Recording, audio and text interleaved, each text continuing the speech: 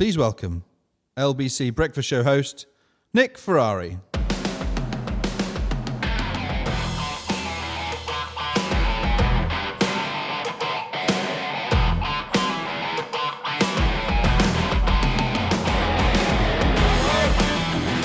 Hello, everyone.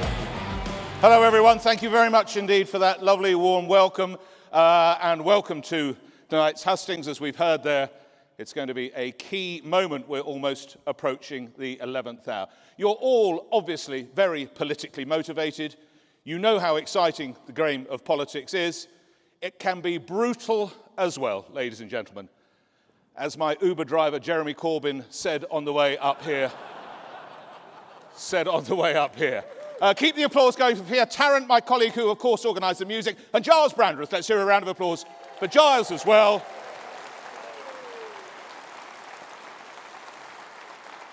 The beauty and the beast of British broadcasting. Right, I'm going to detain you for no more than 30 seconds. It is as simple as this. I leave the stage. And then you hear from the two candidates after you've heard from some very prominent supporters. I'm not going to spoil the surprise.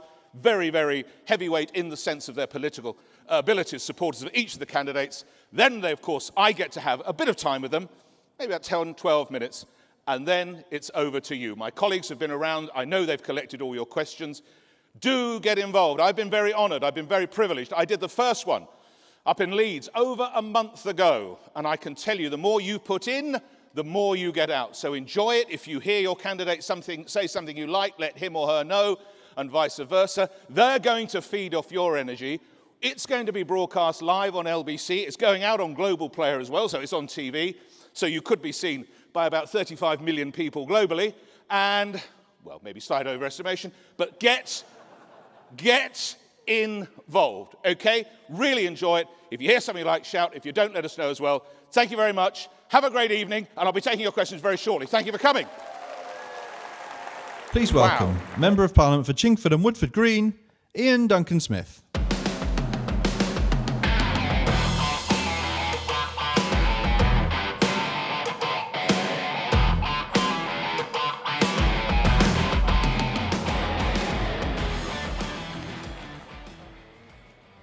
Good evening, fellow London Conservatives. God, there's so many of you here tonight. I'm going to make a small plea for myself. I'm not standing at the last moment, don't worry. But I have a marginal constituency called Chingford and Woodford Green. Hands up those who are going to come and help me fight to beat Labour and the hordes of momentum at the next election. Very good, very good. Well, let me tell you now, we've had a long time at this campaign. I fought 7 campaigns. We do love to have leadership campaigns, don't we? Maybe it's about membership. Maybe we think it boosts membership. But let me tell you, let's stop it here. Let's stop it now. The person that we elect this week has to take us forward to the next election. And I've been leader, I've served in government, and I know what disunity does to political parties. It leaves them in the wilderness for a long, long time. So tonight, and at the end of this week, can us all here tonight pledge that the one single winner will be Conservative unity to take on the hordes of Labour at the next general election.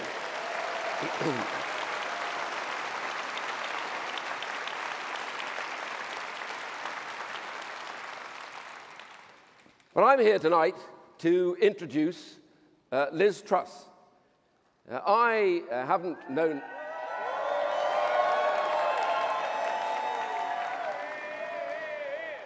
There you are. I thought I saw a few Rishi posters come up as well at the same time, but no problem at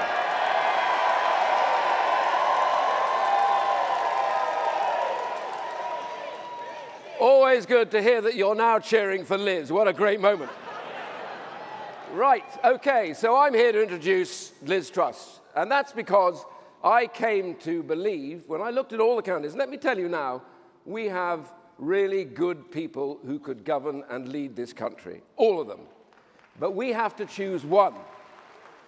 And I just want to say to you that when I looked at all of them, I came to the conclusion that Liz was the one that I thought would make the best leader and the leader most likely to take us forward to the next election and win it.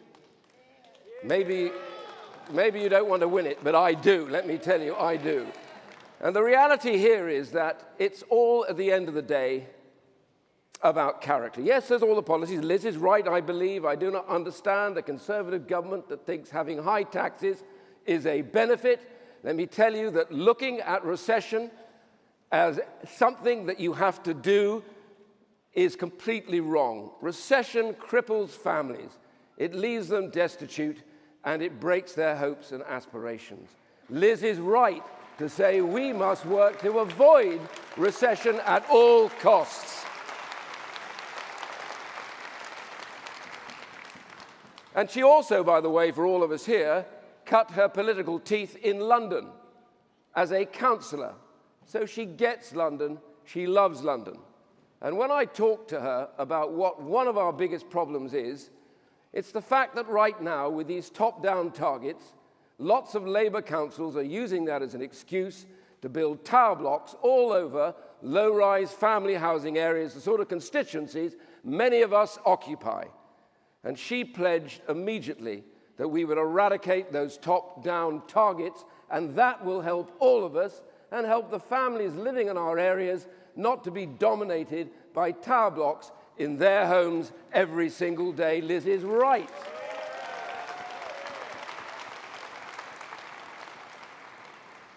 But the truth is, with all the policies that we may debate, you need to look carefully at the character of the individual. This is very, very important. All the time I've been in politics, in service, whether I was in the army before and in government and in business, to me the key test is about the character of the individual that you want to elect. It's about their strength, their determination, their clarity of purpose, and true loyalty to their fellow colleagues in determining and driving policy forward. These are important characteristics. And when I looked at Liz, I realized very quickly that this is somebody who has real determination and courage. She is quite prepared to take on the challenges. And the thing I say to you more than anything else at all is that when I look at Liz and I talk to her, I get that sense of real steel in her backbone. Someone who, once she has made her mind up, is prepared to drive that forward and to take on Labour. And by the way, Labour are enemies who are trying to get after us even as we speak. That steel reminds me of a person I used to know who was once Prime Minister. They used to say to her, you can't do this, you can't do that. You won't be able to get people on side. But Liz, in all of her time in government, has shown time and again she has defied those odds. She's produced the trade deals when people told her she couldn't. And she's supported the Prime Minister in driving help over for Ukraine. I wear this badge to support Ukraine because even as we debate tonight, they are dying for freedom. We owe them every bit of support we can give them.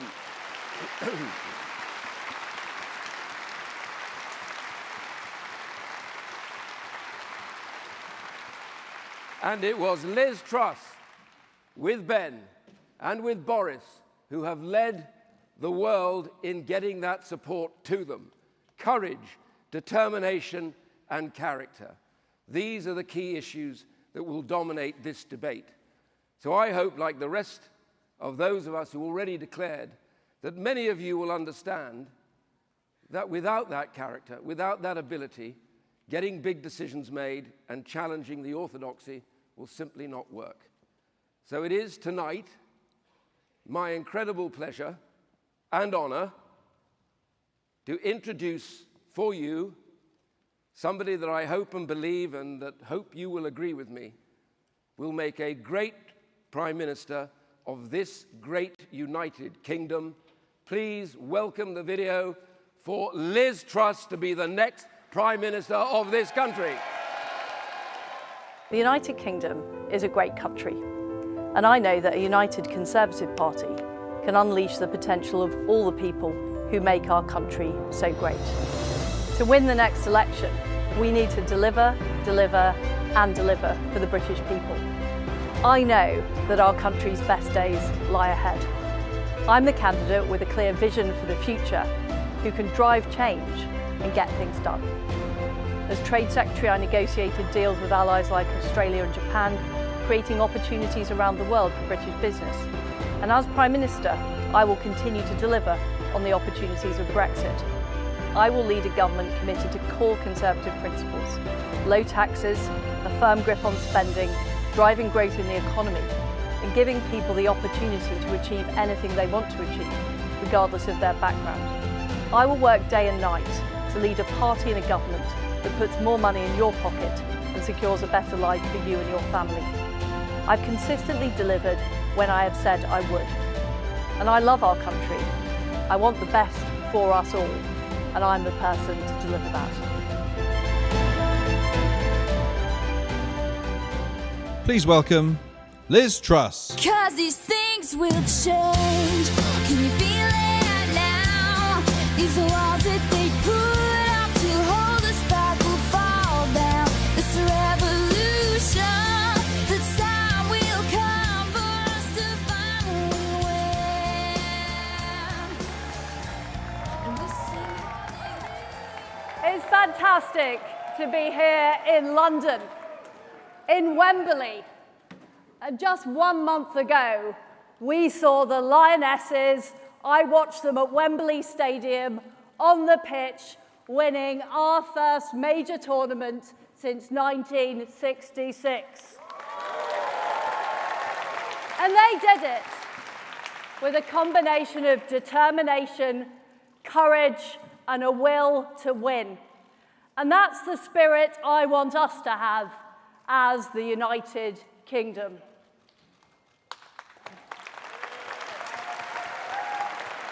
Now, I'm not from a traditional Conservative background. I grew up in Paisley in Scotland and in Leeds in Yorkshire, where I went to a comprehensive school. And what I saw at my school is I saw some children being let down. They were let down by low expectations because of the area of the city that they lived in. They were let down because of Leeds City Council, who cared more about political correctness than making sure all the children understood English and maths. And they were let down by a lack of opportunity in the area. And I thought that waste of talent was wrong. And that's why I'm in politics, because I want everybody, wherever they live, wherever they're from, to have opportunity.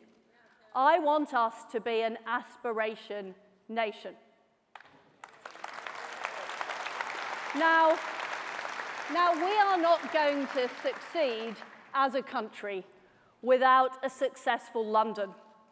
This is the greatest city on earth. And in order to level up the United Kingdom, we need a successful London. But the reality is London is being let down by Sadiq Khan. Sadiq Khan is anti-everything. He's anti-car, he's anti-business, he's anti-opportunity, and he is holding London back. And I don't believe those people who say London is a Labour city. No, it is not. London is a city where people want opportunities and they want to get on in life, and that's what we can deliver, and we can make London conservative again.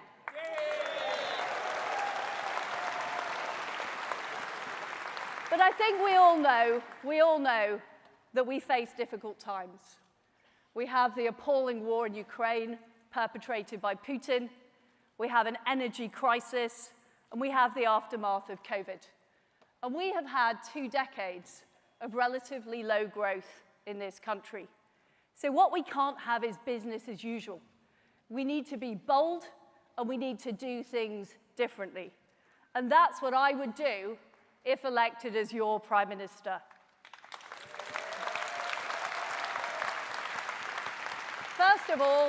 I would have a bold plan for growth.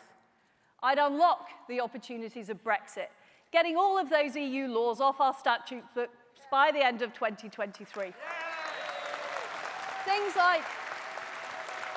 Things like Solvency II, making sure we unleash the City of London, our financial services institutions, to be able to deliver investment right across our country. I'd also cut taxes. We were wrong to raise national insurance. We said we wouldn't. We said we wouldn't. We said we wouldn't in our manifesto, and I believe in keeping your word. And we are still able, even if we reverse the increase, we are still able to start paying down the national debt in 3 years' time. I would also have a moratorium on the green energy levy, because we need to give people immediate help on their fuel bills. And I'd also keep corporation tax low. Raising corporation tax to the same level as France and 10 points higher than Ireland is not going to attract investment and growth into our country. And I'm fundamentally on the side of people who work hard and do the right thing.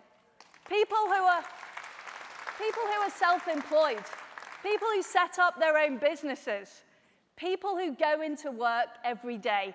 That's whose side we're on as Conservatives. Now, I joined the Conservative Party in 1996 in London, and I became a councillor later on in Greenwich. And one of my jobs as a councillor was to sit on the planning committee. I see we've got a few people that sit on planning committees, and they will know that those are hours of your life you never get back. Because you think you're making the great decisions, but you get overruled by the top-down housing targets or by the planning inspectorate in Bristol. And what I would do is abolish those targets in legislation, and I would give power to local communities. I would enable the London suburbs who want the family homes to build the homes that they want and that local people want. And I would set up low-tax investment zones to drive jobs and growth across our city, just like we did with the Docklands Development Corporation in the 1980s that now has created Canary Wharf. And I'll also work to stop the anti-growth madness of Sadiq Khan, legislating to make sure essential train services are provided and they can't be disrupted by militant trade unions.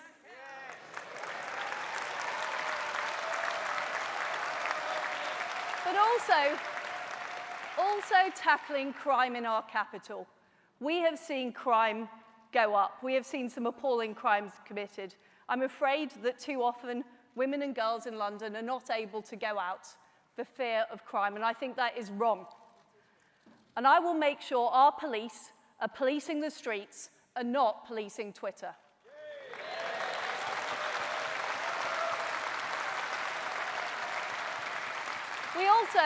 We also need to stand up to Vladimir Putin. I'm proud that we were the first country to send weapons to Ukraine. And that I, as Foreign Secretary, put the toughest sanctions on Russia of any country in the world. But we can't be complacent. We can't be complacent. And that's why I would increase defense spending to 3% of GDP by the end of the decade. I'll also tackle the small boats in the English Channel. I supported the Rwanda scheme. We need to expand it to more countries, but I will also make sure we legislate so that we can't be overruled by the ECHR and we decide our policies about our borders.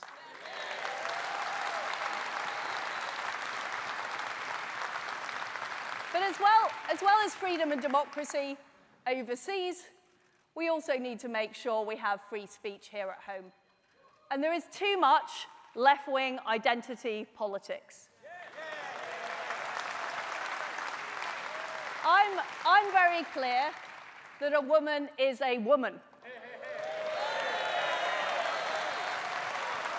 And I will make sure we protect our single-sex spaces like our domestic violence shelters. And I will also stand up for the United Kingdom. I'm fed up of people talking our country down, saying that our best days are behind us, that we should be ashamed of our history. Those people are wrong.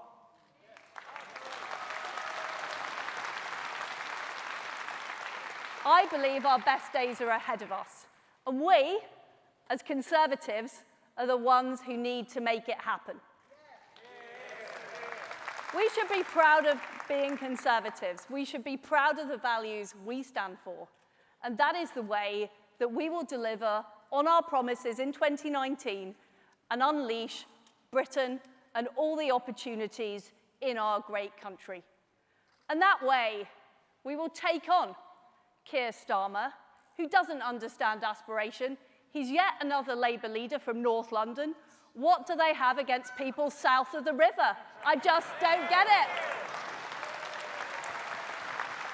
And what about Sadiq Khan? He is talking London down, not talking it up. And we need to remove him too. 100%.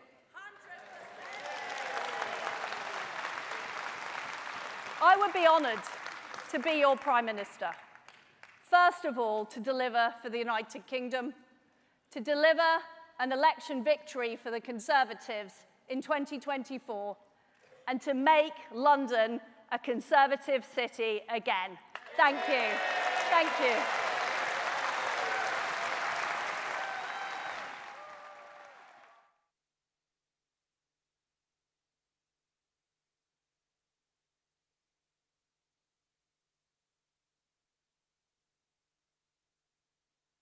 Please welcome Member of Parliament for Surrey Heath, Michael Gove.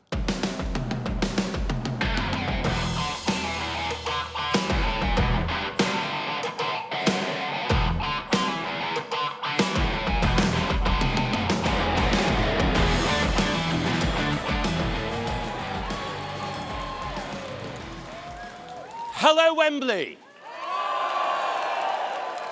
It is wonderful to see so many Conservatives here.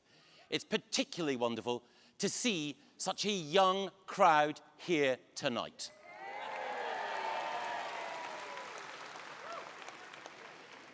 In fact, as I look around, I see thousands of glamorous people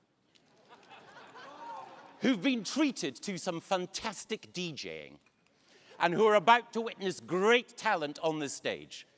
It almost makes me think I'm back in Ibiza. But don't worry, I won't be dancing tonight. Now this, thank you. Okay, maybe later. Now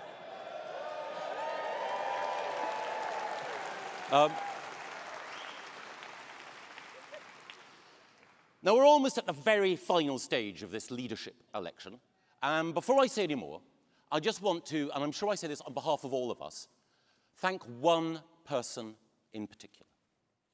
Our Prime Minister, Boris Johnson.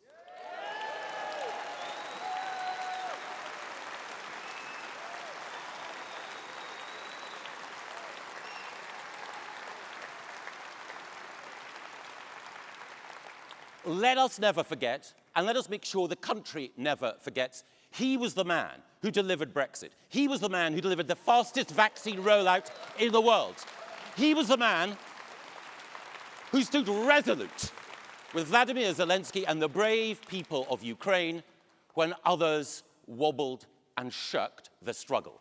So on behalf of all of us, Boris, thank you for your service.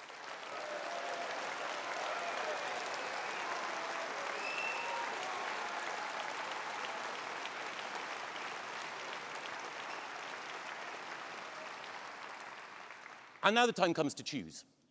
And we have to choose from what has been an enormously impressive field. As Giles Brandreth reminded us earlier, of the 8 leadership candidates who made it onto the MP ballot, 4 for women.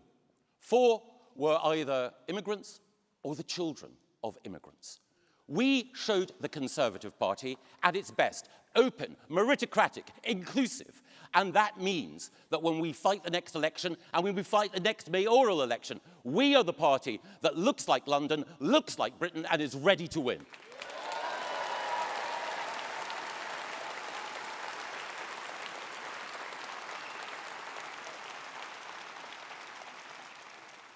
And now the field is down to two outstanding individuals. I've worked with both Liz and Rishi in government.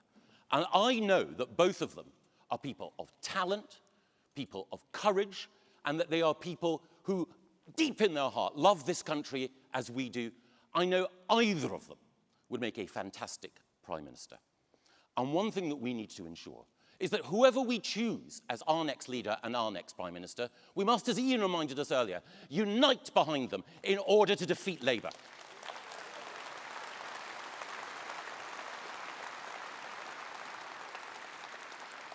We cannot let Keir Starmer anywhere near power. The Corbyn-backing, Brexit-blocking, tax-raising, bandwagon jumping, apology for a leader should never be anywhere near Downing Street.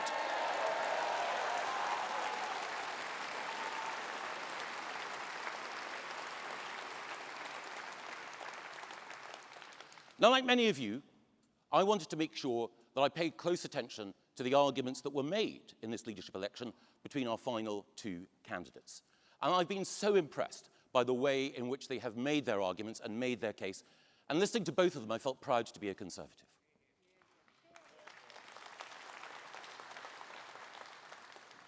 But we have to choose, and I have chosen. And I have chosen to support Rishi Sunak as our next Prime Minister.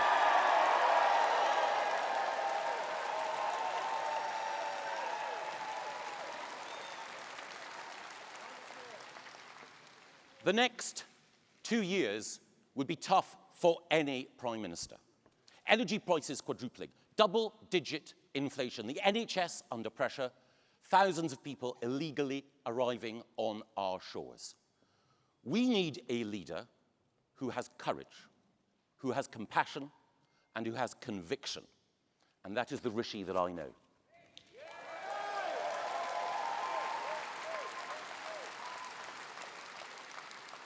Courage. Rishi was elected to the House of Commons in 2015. Just a few months after he took his place as an MP, he had to make one of the biggest decisions of his life and his career, one of the biggest decisions that any of us had to take, how to vote in that Brexit referendum. There was enormous pressure put on young MPs who'd just come in the House of Commons to vote to remain. Rishi was told that if he voted to leave, that could very well be the end of his career, over before it had started. And I remember talking to Rishi then, and I said, follow your heart. Do what you think is right. And he did. He voted for leave. He believed in this country. He has always done the right thing.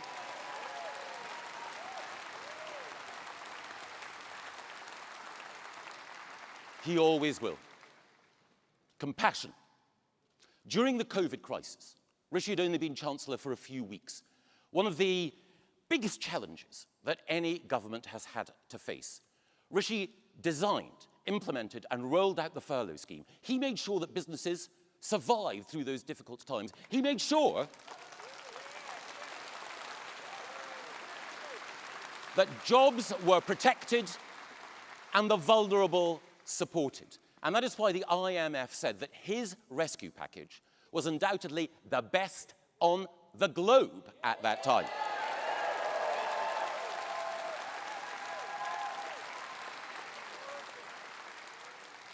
And conviction. In this leadership race, it is vitally important that we tell the truth to each other and we tell the truth to the British public. We face tough economic times. We need to make sure that inflation, the thief in the night, that robs savings and impoverishes us all, is tackled before we then cut taxes. We need to make sure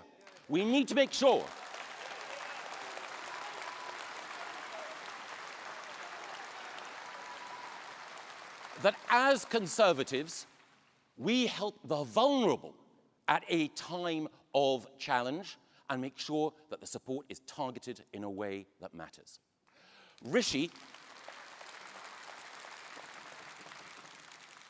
throughout his time in government, throughout his time in this campaign, throughout all the years I have known him, has always told the truth. He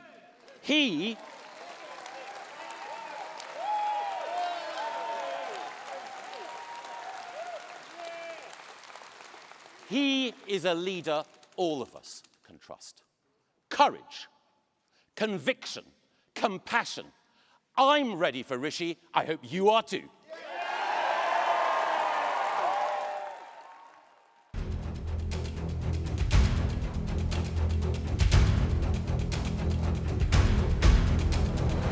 They say beware the underdog, because an underdog has got nothing to lose. An underdog fights for every inch. They work harder, stay longer, think smarter. Underdogs don't give up. They'll do the difficult things, and they never ever get complacent. So, write 'em off if you like. Sit back and dismiss 'em. But if there's one thing I know to be true, it's that Britain loves an underdog. Please welcome Rishi Sunak.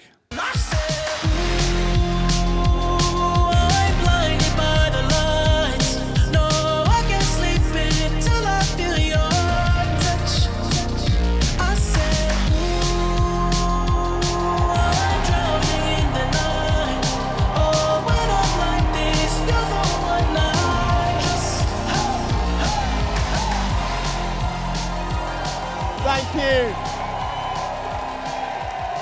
Thank you.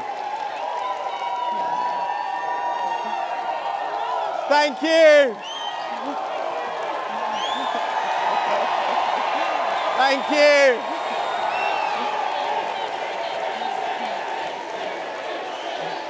Thank you. Thank you, Wembley.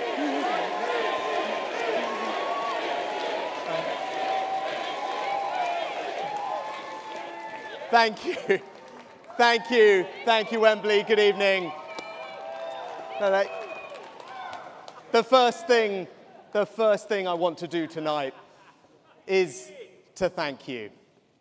In the last 6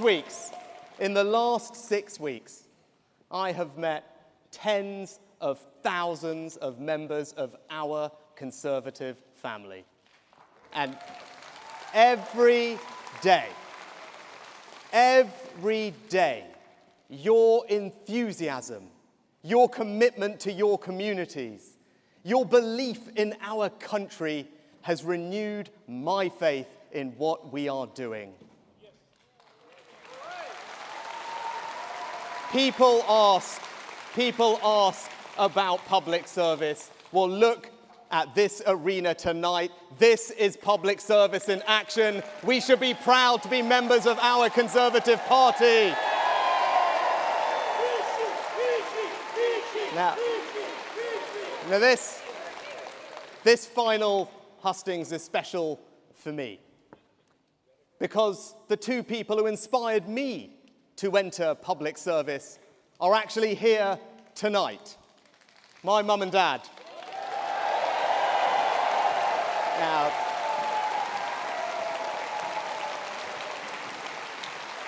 Now,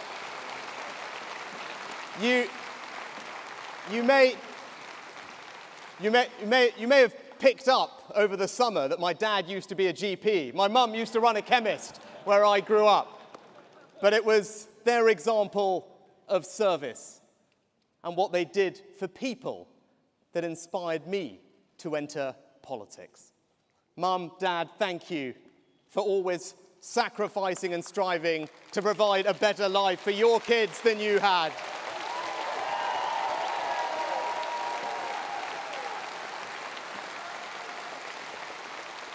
And thank you for teaching me that with hard work and belief and the love of your family, that there is no limit to what someone can achieve in our great country.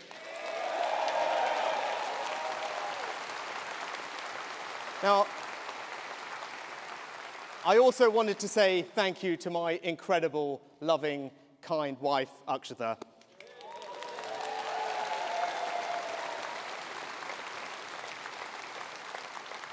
You know what you mean to me, and I am incredibly grateful that 18 years ago you chose to give up your high heels and take a chance on the short kid with a backpack.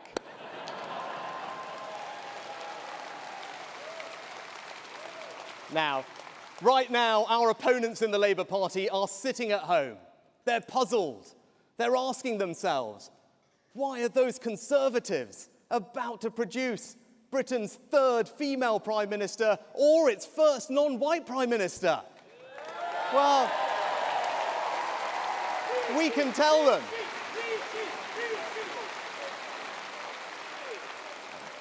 And we can tell them because in our party, we value who you are, not what you are. We are not captured. We are not captured by identity politics. We just want the best person to do the job. And it's because we are not captured by identity politics that we can take on and stand up to this woke nonsense that wants to cancel our history, our values, and can't even say what a woman is.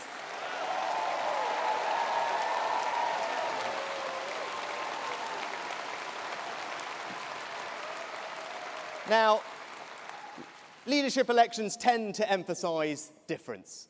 But in fact, I agree with Liz on far more than we disagree on. And I don't just mean our shared love for Whitney Houston and Taylor Swift. I was proud to work alongside her closely, to put together the most stringent set of sanctions the world had seen, so that we could say to Putin, your aggression will not go unpunished, and Britain will stand up for freedom and democracy.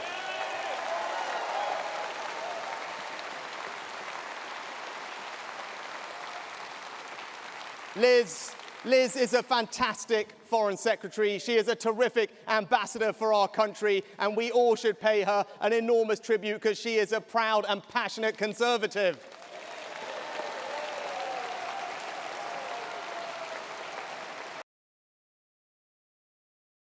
Is done. We're going to come together, and we're going to show the country that it is the Conservative Party and only the Conservative Party that can provide the leadership that our nation needs. Now,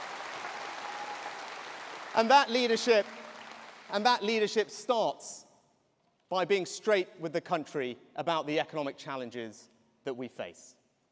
Now, I've not chosen to say the things that people may want to hear. I've said the things that I believe our country needs to hear. And although it hasn't made my life easy, it is honest, and for me, that is what leadership is all about.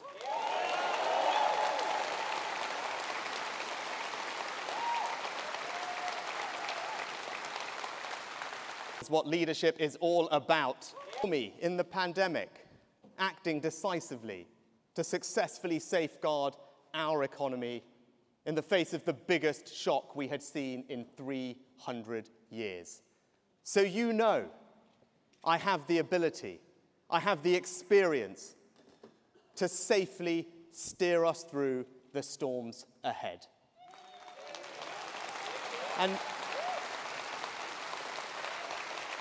And my plan is the right plan to tackle inflation, to compassionately support those who most need our help, and to safeguard our children's economic inheritance, because as Margaret Thatcher and Nigel Lawson knew, maxing out the country's credit card is not right, it's not responsible, and it is certainly not Conservative.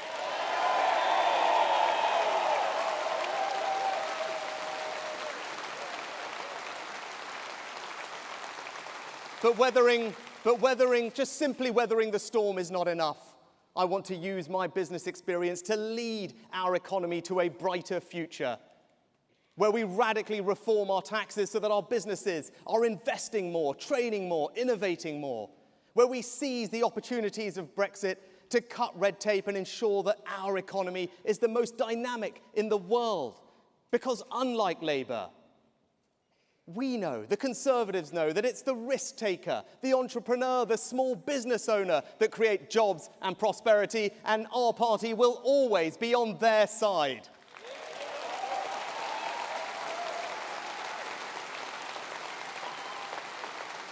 But as your Prime Minister, I want to do so much more than that. So let me tell you about the better Britain that I want to build for all of us. Starting with our National Health Service, the NHS will always be safe in my hands. But we cannot simply keep throwing money at it. I will be brave enough to actually reform it to get the more efficient health service that we need.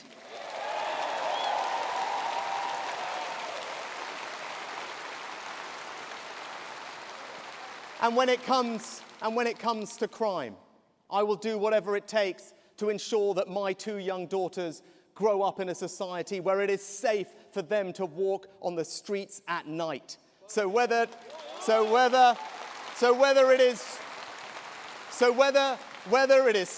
is using stop and search or tackling the heinous grooming gangs, I will never let political correctness stand in the way of keeping us safe.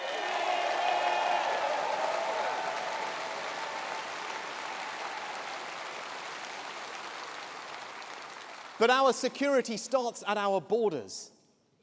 And I stand here as the product of our country's proud, compassionate history of welcoming people to our shores. But that migration must be legal. So as your Prime Minister, my message will be simple. If you break the law, if you come here illegally, if you undermine our system, there will be no place for you, because it is the fundamental right of our country to protect its borders, and that is what I will deliver.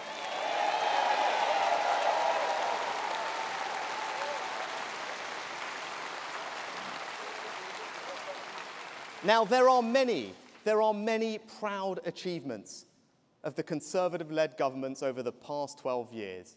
But for me, the most powerful thing that I believe we have done are the education reforms pioneered by Michael Gove. Just look at Brampton Manor Academy, where more children are going to Oxbridge than even Eton or indeed Winchester. Or the Michaela School, just nearby, whose pupils are getting the best GCSE results in the country. Now that's important. Because for us as Conservatives, education is the best way that we spread opportunity, the best way that we reduce inequality, indeed the best way that we transform people's lives. And that is why, as your Prime Minister, I will ensure that whether it's our schools or indeed our apprenticeships, under the Conservatives, the birthright of every child will be a world-class education.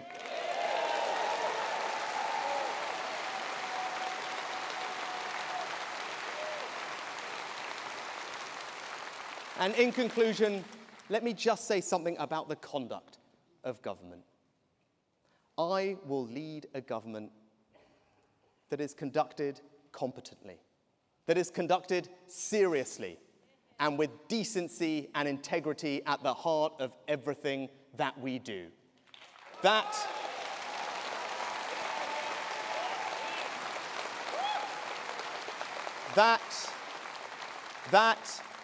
is the change that I am going to bring. That is the Prime Minister that I am going to be, and that is how we are going to win the next general election.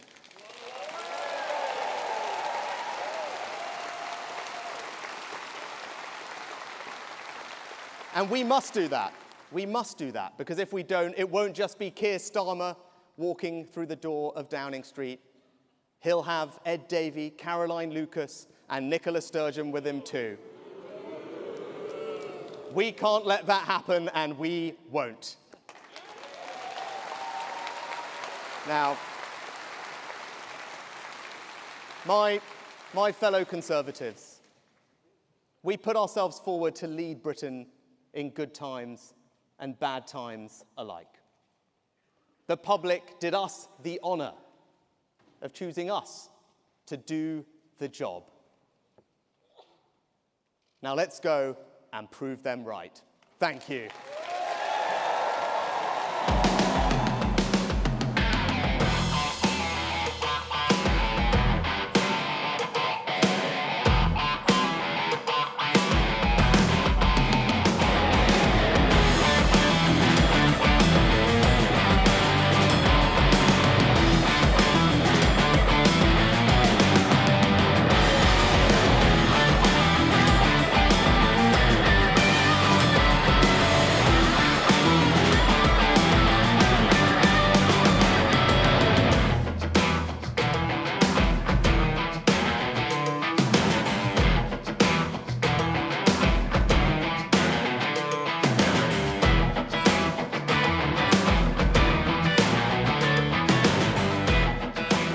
Ladies and gentlemen, a round of applause for both the candidates and, of course, for Michael Gove and Ian Duncan Smith and everything you've heard.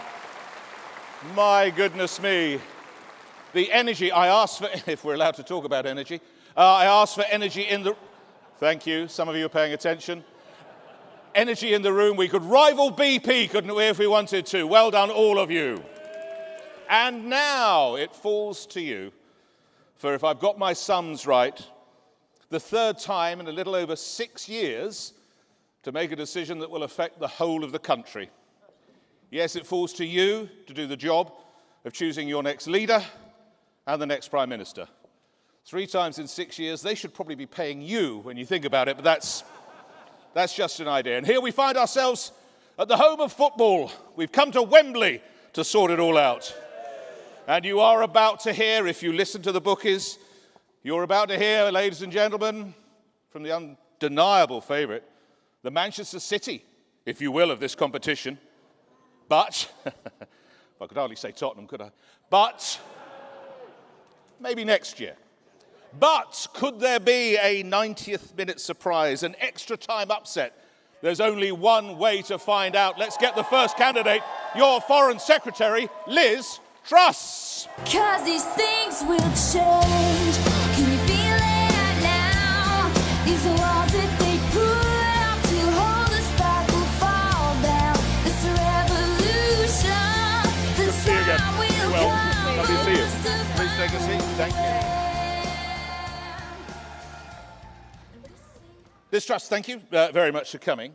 And while this is obviously a celebration, I have to tell you a few home truths. While you and your colleague have been on a 5-week beauty parade, people in this room have seen inflation go to the highest rate for 40 years, energy bills go to nearly £4,000, wages are down by 4%, mortgages will soar, the NHS doesn't have enough ambulances in some parts of the country, or enough doctors, and bizarrely, despite downpours, I'm not allowed to water my garden. This is a zombie government. You're a senior representative. You've done nothing for the last 5 weeks, have you? Well, I've been working as Foreign Secretary. I think there's some support for that idea. I have been working as Foreign Secretary, Nick. And of course, we face problems. And many of the problems you've talked about, like inflation, are problems that we face as a result of COVID, as a result of the war in Ukraine. I'm proud of what we've done to take on Vladimir Putin, to help the Ukrainians fight this war for freedom and democracy. And of course, we need to continue to do that to end this war, which is partly the reason we're seeing such high energy prices. So the government absolutely is functioning. I am part of that government. But what we're here today to talk about is who is the next Prime Minister, which is going to take place within the next week. To those who say you've perhaps focused a little bit too much on Ukraine and are not enough on Uxbridge, how would you reply? Well, I'm the Foreign Secretary, so my job is to focus on key foreign affairs issues, and I've been focusing on delivering on the Northern Ireland Protocol, so restoring the primacy of the Belfast Good Friday Agreement, dealing with the issue perpetrated by Vladimir Putin in Ukraine, and dealing with numerous other foreign affairs issues. And that's my responsibility. And I have continued to support our Prime Minister, Boris Johnson, in that time. But if in a few days, yes, do please, we want as much audience reaction, do join in. And indeed, of course, the people listening on LBC and the Global Player then can pick up on your reaction, because you are all live on the Global Player and you're live on LBC Radio. If you're the Prime Minister in a few days' time, I have to bring you to some domestic matters, though, Liz Truss. You'll be aware that 15 minutes from where we are now, an 87-year-old man was fatally stabbed in his mobility scooter. In Liverpool, a 9-year-old girl was fatally shot in her home. There have been 68 killings in London, an even greater number in Birmingham per capita. You now get mugged in London if you have an expensive watch. Liz Truss, the Conservative Party has gone from being the one of law and order to crime and no punishment, hasn't it? Well, as I mentioned in my speech, Nick, I do think Sadiq Khan has not done enough to combat crime in London. And we have seen appalling crimes perpetrated. We've seen too much focus by the police on issues that don't concern the public. And I want our police to spend their time policing our streets. We will deliver on the 20,000 new police officers we've promised. I would introduce league tables so we can compare how forces are doing at delivering on stopping crime. But if you remember, Nick, when the current Prime Minister was Mayor of London, he did a very good job of tackling crime.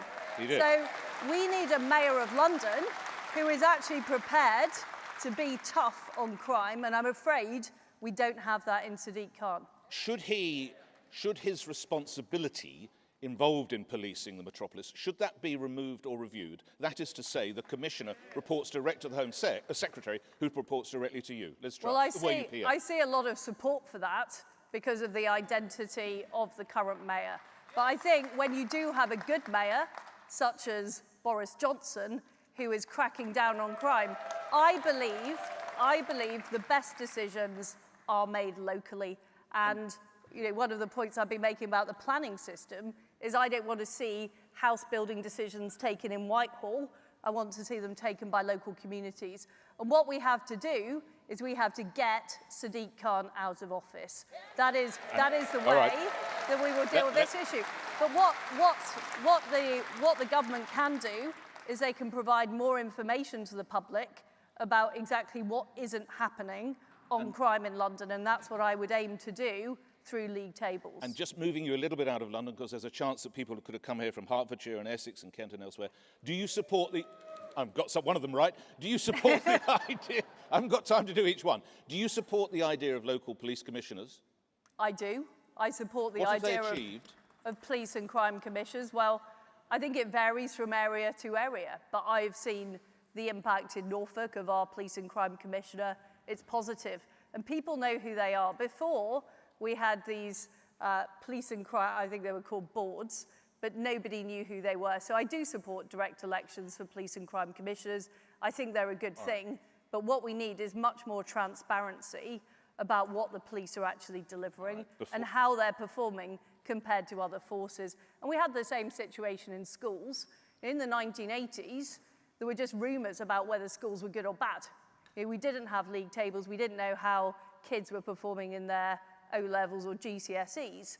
Now we have league tables. People know exactly how good their school is. I think we need the same for the police. One final question on crime, Liz Truss. Are you in favour of police officers dancing the Macarena, taking the knee and painting their fingernails? That's male officers. Well, their priority should be fighting crime and dealing with the issue. Macarena? They can dance the Macarena in their spare time. And Liz Truss said they can dance the Macarena in their spare time. Let's move on to the energy crisis. We must talk about this. if you are Prime Minister next week, Liz Truss, you'll know this cap has gone from, I'll give the figures again, someone says when, £1,971 to £3,549. Some estimates say it's headed towards 6,000. In practical terms, what do you plan to do if you're there next week? So, first of all, I will make sure we're not taking money from people in tax and then giving it back to them in handouts. Can you so say... my first approach will be to reverse the national insurance increase, not have a temporary moratorium on the green energy levy, so people immediately see reductions in their fuel bills. My second priority is increasing the supply of energy to the UK. The fact is, we should have made decisions years ago about nuclear power. We should be using more of the resources in the North Sea. We should be doing fracking in areas where local communities support it. And we should be moving forward to secure our supply. Okay. And I'm afraid, by successive governments, there have been too much short-term decisions that have left Britain dependent on the global energy price. Okay. And because of the war in Ukraine, and it's vital we end that war, and ending that war will, of course, help alleviate this situation, the United Kingdom has been exposed to global energy prices. So dealing with supply is the second thing I would do. And the third thing, of course, and this would be a matter for the Chancellor in the budget or fiscal event or whatever people like to call it, that would be, well, it's a fiscal well, a fiscal event is a budget. So anyway, in a fiscal event, right, the Chancellor would address the issue of household support. Would you cut VAT from 20 to 15%? I am not going to predict what a putative Chancellor, I'm not ruling things in and out. I am not sitting here writing a future budget or fiscal event. Is VAT too high currently? You're just asking the same question in a different way. Okay. Let me ask you something else. You're absolutely right. You're absolutely right. Nick, I know your tricks. I know your tricks. In 2019, listeners to my LBC show heard one Boris Johnson say, "There will be no new taxes, read my lips." Can you say tonight, read my lips, no new taxes on your administration, please? Yes, no new taxes. No new taxes.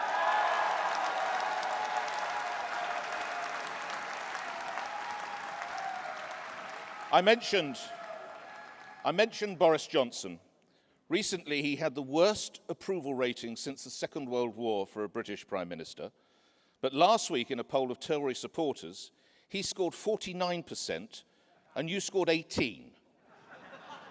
What does that say about you, Liz Truss?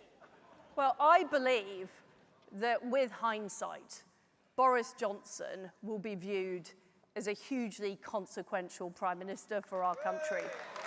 He delivered Brexit, he delivered the vaccine, and he also delivered on standing up to Vladimir Putin and supporting the Ukrainians. As far as I'm aware, there are no other world leaders with a croissant named after them in Kyiv and a street named after them. And, you know, I was Boris's first cabinet supporter when he ran to be leader. I was proud to serve in his cabinet. I did not support the various shenanigans that went on. No. But the reality is, Nick, we are where we are. Okay. And I'm a person who believes in dealing with the here and now. All right. And I'm not, you know, a great person for looking backwards. You mentioned world leaders. You've mentioned some other well-known political figures on the campaign. Nicola Sturgeon is an attention seeker. Mark Drakeford is the low-energy version of Jeremy Corbyn. This is Liz Truss's words. Yeah, I still agree with myself. The jury is out on whether Monsieur Macron is friend or foe. Is Donald Trump friend or foe? Look, I am not going to comment. Well, you're happy to comment about all the others. Well, I didn't comment on Macron, actually. I said that... You said the jury's out. Well, that's not commenting as far as I can say. And, return you to my question. Let Donald Trump, friend or foe? Look, I am not going to comment on future potential presidential runners. We have to work with who is in the White House. The United States is our closest ally. I have met both President Trump when he was in office and President Biden, now he's in office, and my priority is working to promote freedom and democracy around the world, and to work with our American allies against what are some very severe threats we're facing, including an assertive China, a belligerent Russia. You know, that is my priority. So and both the United States and France are freedom-loving democracies, and I will work with both of them, whoever the leader is. Then I can take from that... Then I can take from that President Xi is a foe. Well, what I would say about China... You just described assertive China, so he must be a foe. Look, I'm not going to use the word foe, but what I will say is I am concerned about China's assertiveness. I do not believe that as a country we should become strategically dependent on China. I am working with our G7 allies to make sure that we build up our links with fellow freedom-loving democracies so we don't end up in the same position we were in with Russia, which is dependent on an authoritarian regime. All right. That is what I'm concerned about. I want to tell everyone here and the audience on LBC, I've only got 2 more minutes with this Truss, so let me move to my final couple of questions. If in a few days' time you move into number 10, waiting for you. No complacency waiting here, for you is a £3,675 drinks trolley, a £7,000 rug, £2,250 worth of gold wallpaper. Are they all staying? Well, it sounds like you've been to the number 10 flat, Nick. I have not been to the number 10 flat, and irrespective of whether I had or not, I ask you again, the rug, the drinks trolley. Oh, and I can also do you a kitchen tablecloth for £500.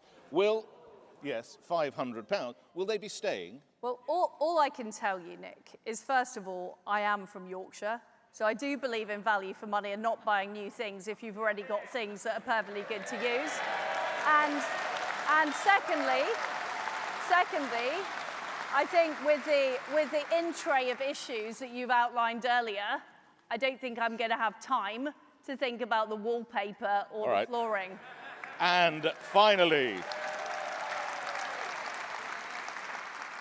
you will have time to, if you are successful, I know you want to say when, if you will have time to think, will you be happy being driven around in an Audi, a German car, rather than a British Jaguar, because apparently we can't make one for next year?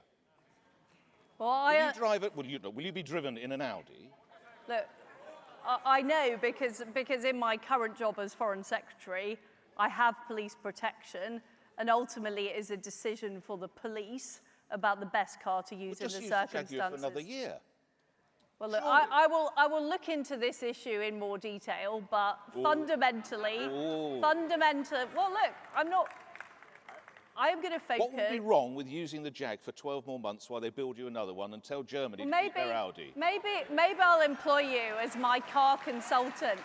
But if I am given the honour of becoming our Prime Minister, I will be focusing on energy prices for consumers, how we get the British economy going, and how we deal with queues in the National Health Service. I will not be focusing on the car I'm in.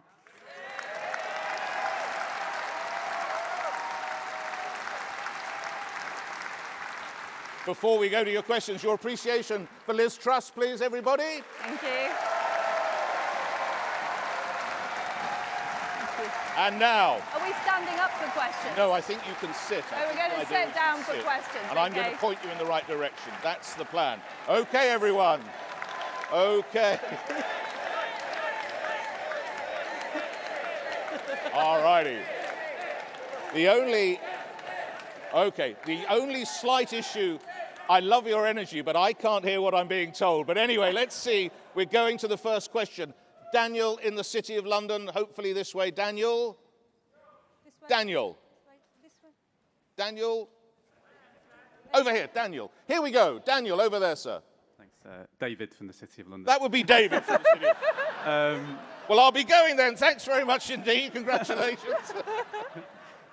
Hi, Liz. So I'm a business owner in the City of London, and currently the energy price cap only applies to households and not businesses.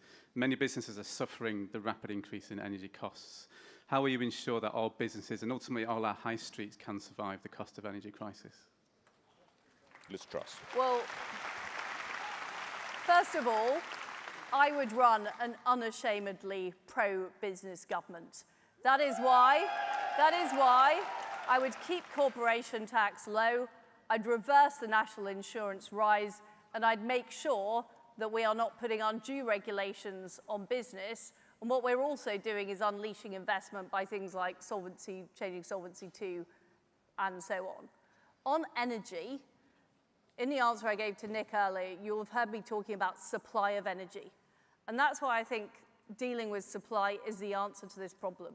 Because you're right, it's not just a problem for people, it's a problem for businesses with high energy costs.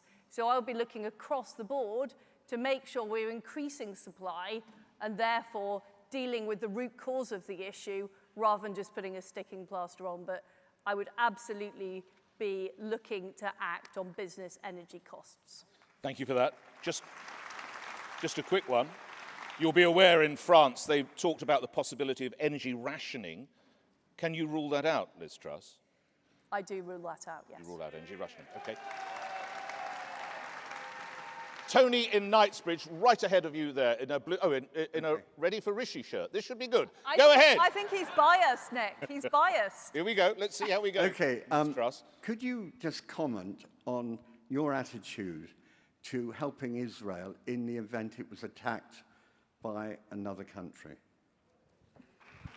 Liz Truss. Well, I am a huge supporter of Israel. Secretary, I have signed a strategic cooperation agreement with Yair Lapid, who was the foreign minister, now the prime minister of Israel. I have changed our position on the Human Rights Council at the United Nations to back Israel against some of the motions that were being put forward by other countries.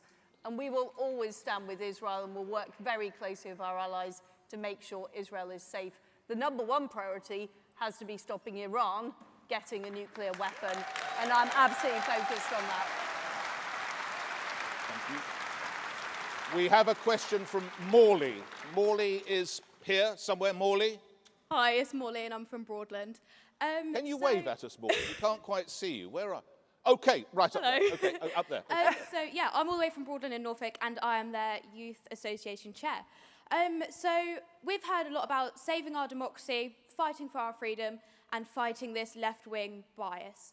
Now, linking those 3 points together, and I'm sure every member in this audience tonight will agree with me that we need to stop pushing this ludicrous left-wing nonsense onto our children, and it is being preached to our youth.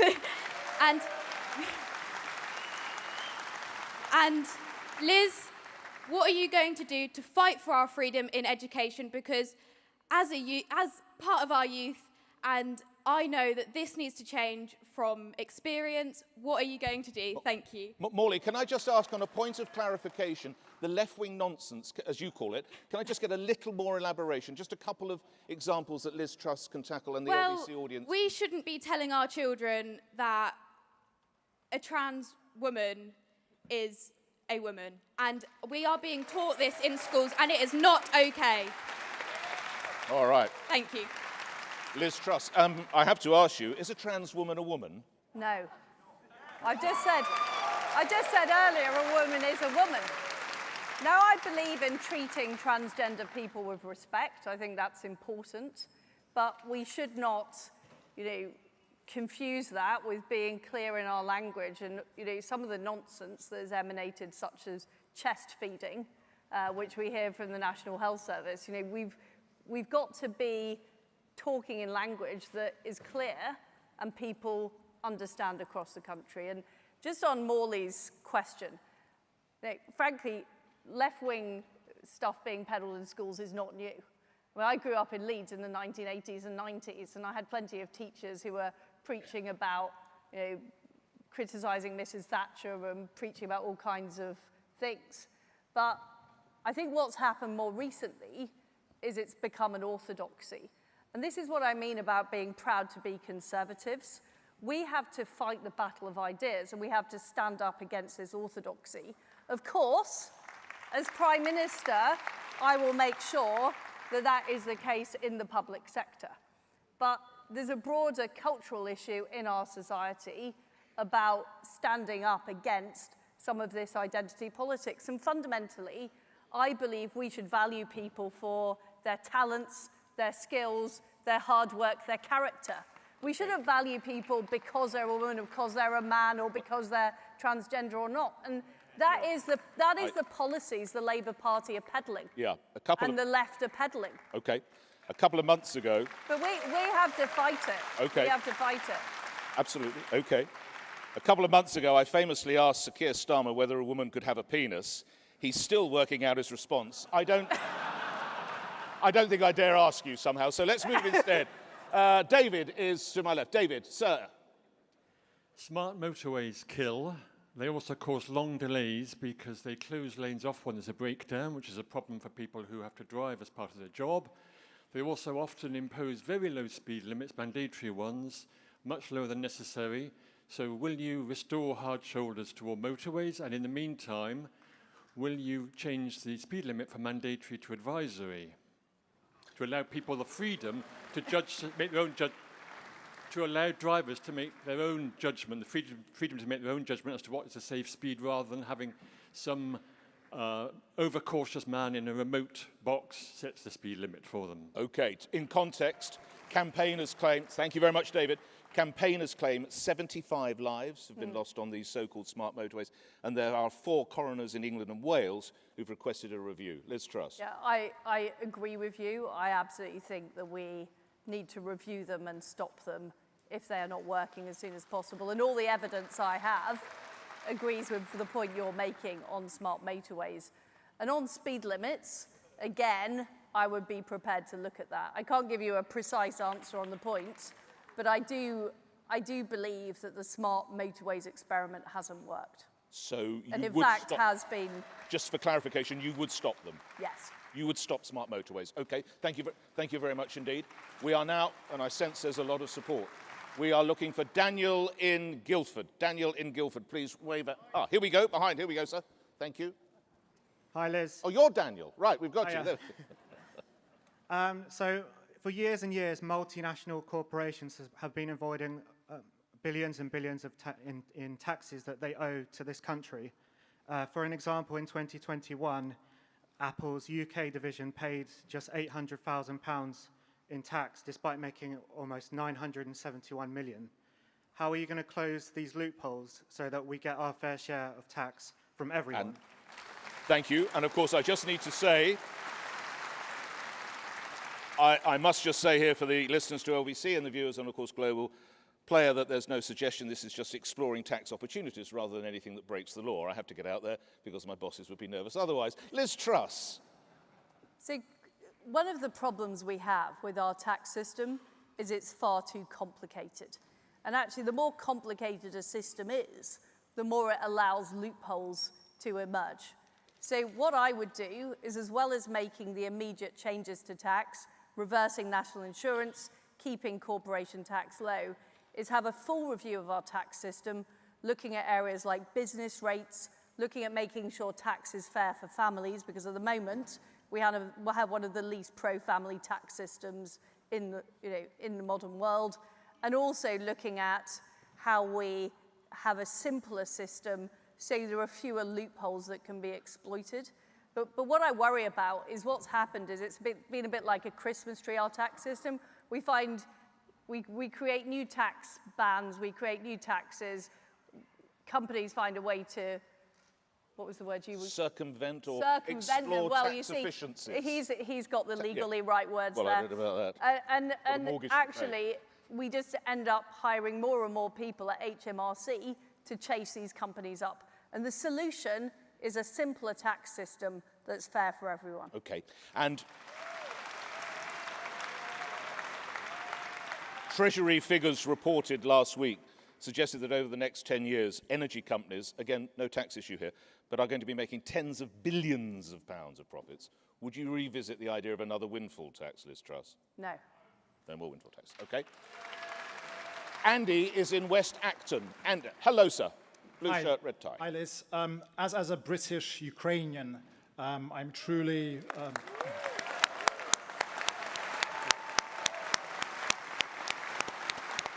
Thank you. I am truly inspired and grateful to Boris Johnson and the British government for all the support you've been providing Ukrainian people.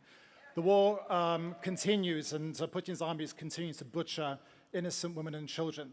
When you become Prime Minister, in the short term, what specific measures will you take in specifically providing multiple launch rocket systems to Ukraine? Thank you. Well, first of all, I mean, you and your countrymen are an inspiration to the world. And, you know, I feel very strongly that you are fighting for freedom and democracy, not just for your own country, but for the whole of Europe. And we owe it to you to do all we can to support you. And, you know, I am proud that we were the first European country to send weapons to Ukraine. You know, we are training up Ukrainian soldiers. We continue to send weapons, and we continue to work with our allies around the world. And you're right about the multiple launch rocket systems. Ukraine needs more of them. You need more heavy weapons to be able to fight the Russians effectively. And as Foreign Secretary, I have done all I can to work with my colleague Ben Wallace to make sure you've got that support, but also to encourage our allies to provide that support as well. And some people say, and we also need to put more sanctions on. That's absolutely clear. We need to do more to cut off Putin's supply of revenue that he is using to perpetrate the war in Ukraine. But the people who say that this costs too much are completely wrong, because the cost of doing nothing is much, much worse. Because I believe that Putin will not stop. He would not stop at Ukraine. You know, he will go into Eastern Europe and threaten global security. And it also sends a signal, frankly, for other authoritarian regimes around the world about what is or isn't acceptable. This is why it is strategically vital that Putin is defeated in Ukraine. I think I read that if you are successful, President Zelensky would be your first overseas call. Is that correct? Yes. Why would that be? No, tradition, and again, a lot of support. Why would that be? Why would it not be, say, President Biden? And when do you think you'd be able to make your first trip to Kyiv? Well, I'm not going to sort of go into a potential diary at this stage, because it's always dangerous to, to predict things in advance. But President Zelensky is an inspiration. And what I want to show the Ukrainians is that they will continue to get the United Kingdom's full support. And I know how important it is to President Zelensky and how important it is to the Ukrainian government. And that is why I would aim to do it as early as possible to demonstrate that commitment. This calendar year, if you can. Well, as soon as possible is what I will say next. It's the final question from the floor, I'm afraid, Liz Truss. We go behind you a little bit. Moody, I understand, in Watford. Moody? Hi, hello. Good evening, guys. Hello. So I run a childcare nursery in London. England has some of the tightest childcare ratios in Europe. We've got the third highest childcare costs in the developed world. Would you be bold and brave and think about reducing the childcare ratios for England? And would you consider scrapping business rates for nurseries in line with Scotland? Well, Moody, it's very, very good to hear from you, and I will certainly make sure that if I'm successful, I'm in touch with you about your ideas about what we can do. But it is some background. It is a priority. Do you know what the ratio is for young children? Well, I know all this because I was childcare minister. So for 2-year-olds. And I tried to pursue those reforms. So for 2-year-olds. And they were kiboshed by Nick Clegg. Okay. Who has run away to California because he doesn't want to face what's going on here in Britain. So you know that for 2-year-olds it is 1 adult to... I think it's 3 or 4 children. 4. It's 1 to 4. what would you seek to take that to? I'm not going to go into the details of the policy, and anyone who's interested can see what I was proposing when I was childcare minister back when Nick Clegg blocked the reforms. But what I'm absolutely clear about is childcare is too expensive for parents across our country. We do need to reform the way we do things. We need to also reform the government funding because currently it comes from 3 different departments, Treasury, DWP, DFE, and it would be an absolute priority for me to help the brilliant people who work in nurseries, but also help parents who are struggling with the cost of living. Okay, just to finally then, if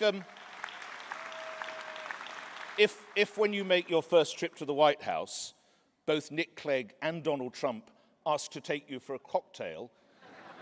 Oh my God, what a choice. Yeah, with whom would you share your cocktail? Well, I think I'd focus on meeting President Biden. All right. Ladies and gentlemen, your appreciation for your candidate and your Foreign Secretary, Liz Truss. Thank you. 'Cause these things will change. See you later. Thank you very much. Can you be Be well, be well. now? These walls that they put up to hold us back will fall down. It's a revolution. The time will come for us to finally win. And we'll sing hallelujah. We'll sing hallelujah. Well, just while we wait for the other contender, let's look at the bookies and the commentariat again, my friends. Now, if you go by that, of course, your next person you're going to hear from is possibly out of touch, but we know how the commentariat and the bookies have done before. Do you remember when we were told that Neil Kinnock was going to be our Prime Minister? The red wall would still be in place, and we know what happened there.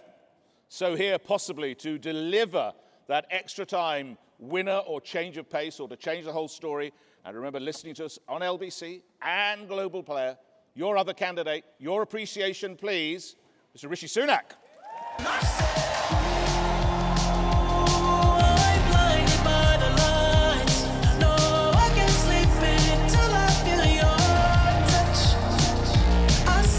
Hello again, Mr. Sunak. Hello, hello.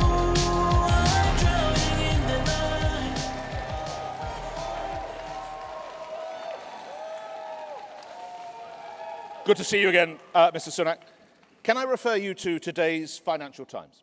You have an interview in which you say, you warn, it would be, quotes, complacent and irresponsible to ignore the risk of markets losing confidence in the British economy. Are you saying that that could come about if Liz Truss were the Prime Minister? No, I was saying any Chancellor, any Prime Minister should not be complacent about those risks because we currently have a very large amount of debt. A lot of that debt is very much like a floating rate mortgage. So as inflation moves, a large amount of our interest payments also move at the same time. That's a risk that we have that other countries don't have to the same degree. And similarly, again, people may not know this, but compared to most other countries, we rely far more on foreign investors to finance our deficits in this country. A former central bank governor actually called it relying on the kindness of strangers. This is Mark Carney, of course. Yeah, indeed. So the thing that anyone who wants this job or is thinking about running our economy needs to be cognizant of is that their economic plan, their plan for our borrowing and spending is one which will continue to command the confidence of the markets. And quite frankly, that's the right conservative approach because that's a responsible management of the British economy. So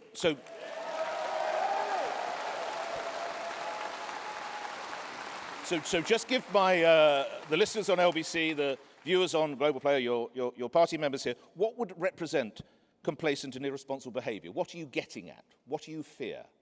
But it comes down to borrowing. It comes down to the markets having confidence that the trajectory of our public finances is one that they have confidence in, right? That we're not constantly just going to be borrowing money that we have no hope of paying back. That is a pretty standard tenet of what anyone who's investing in the UK and buying our debt would like to see. And that's why having a credible plan is important. As I said, that's what the Conservative Party's always stood for, and it's what it will stand for under my leadership. Your rival, Liz Truss, has just ruled out any more windfall taxes. and ruled out energy rationing this winter, as France is considering. Can you do the same? So I introduced a windfall tax as Chancellor, Yes. and I'm glad that I did, Would you because do it it was again? the right thing to do. I don't actually know if Liz supports it or doesn't support it, but I think it is absolutely the right thing at a time when energy companies are making billions of pounds of profits because of a war, that's not right. And we should exceptionally tax those and help use those for people's bills. And certainly support in the room. I take from that you would be prepared to do it again. We've got it in place, Okay. but as I said, I Okay. think in the situation that we're in, it was the right thing to do, and I'm glad I did it, quite frankly. And I think your listeners probably all agree. Yes, and energy rationing? We shouldn't rule anything out, because the challenges that we face with this crisis are significant. All right. And as many European countries are looking at, how we can all optimise our energy usage, that is a sensible thing for us to be doing as a country, because whether it's improving the energy efficiency of our homes, changing how our boilers work. Right. Why is inflation here so high? An organisation called Goldman Sachs, I think you know it well, is suggesting that inflation could reach 22.4%. We're currently at 10.1%. France at 6.8%, Spain at 10.4%, Germany at 8.8%, the US at 8.5%. Can you give us an assurance that inflation won't rise under you, and why is it so much higher anyway? No, I spoke about this as Chancellor. It's particularly high here for two reasons. One is the mix of our energy is different to many other countries. So the more dependent you are on natural gas, for example, the more that you have the inflationary impact. That's what we're seeing. But the second thing that we have here that most European countries don't have is tightness in our labour market. Now, many people here will be running businesses, because it's a fantastic conservative audience of small business owners. And other than energy bills, the thing that probably is the biggest challenge is finding workers, and it has been for a while. And that labour inflation is something that we are experiencing that the rest of Europe is not. So those are two significant reasons. Now, I can't give you a guarantee that it's going to fall straight away. I think this is the biggest challenge that we face. But what I can guarantee you is that given that I have consistently said that inflation is the #1 priority facing our country, it will be my #1 priority. I've been saying that since the beginning of this campaign. I can guarantee that it will fall far faster with my plan than it will with anyone else's.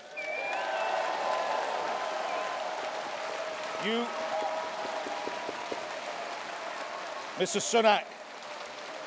Sunak, you are nothing if not a numbers man. Can I share some more with you? We go back about 4 years when Sajid Javid, the then Home Secretary, cut his holiday short because 300 migrants had made the crossing in 1 month. 300 in 1 month. You'll be aware that last week, 1,295 souls made the crossing on 1 day. We spend £4.75 million a day in hotel costs for these people. What would you do about it? Well, Nick, I mentioned it in my speech for a reason, because I think it's one of the emergencies that our country faces. Detail, respectively. Yeah, so, well, in the interest of time, those who are particularly interested in this, there is a detailed 10-point plan on my website. Give me the top three. So I'll give you the top two. Why don't we do that in the interest of time? I think the first thing, we very quickly need to move away from the European definition of asylum, because it is far too broad and it is exploited by everybody. And there are different international standards that we can use. A second thing is that we need to toughen up our foreign policy, because at the moment, we might well be talking to a country about a trade deal that we want to do with them. We may even be giving them overseas aid, but we don't at the same time insist that they must take back their failed asylum seekers. Now, I think that's wrong, and we should change that, and that will help. Can you give my listeners and your members here a promise it would never hit 1,295 per day again under you? No, what I can say is with my plan, I'm confident that we can get a grip of it, but it is not going to be easy. It's going to require us to be bold, and I'm prepared. What I can tell your listeners is I'm prepared to do whatever it takes, legal changes as required, to make the Rwanda policy work, to follow through on my 10-point plan, because as I said in my speech, it is the fundamental right of a country to have proper control of its borders, and that's what I will deliver as Prime Minister.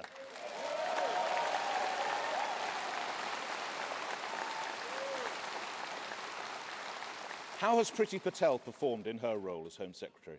Well, I mean, Priti deserves enormous credit for implementing the Rwanda plan, and the job of the new Prime Minister. And the job of the new Prime Minister will be to make sure that that plan actually can be worked, and that's what we will need to do. Mr. Sunak, she takes credit for implementing the Rwanda. It hasn't been implemented. I said we have just put it in place. The job of the new Prime Minister will be to put it in, to actually make sure that we can get it to work, and that will require Boris legal Johnson changes. and Prince Charles have been to Rwanda, but no one else. We haven't been able to get anyone else there. That's the reality. Yes. And look, it was always The going to plan be... won't work, will it? No, it can work. But it was always going to be the case that we were going to face legal challenges on that plan. That was always going to be the case. It's not a new thing that that's happened. But that's why I said very specifically that I will do whatever it takes, legal changes as required, to make that plan work, because it is the right plan. 100 quid, bet with me, money going to Conservative Party funds, not one person goes to Rwanda in the first 6 months of your term.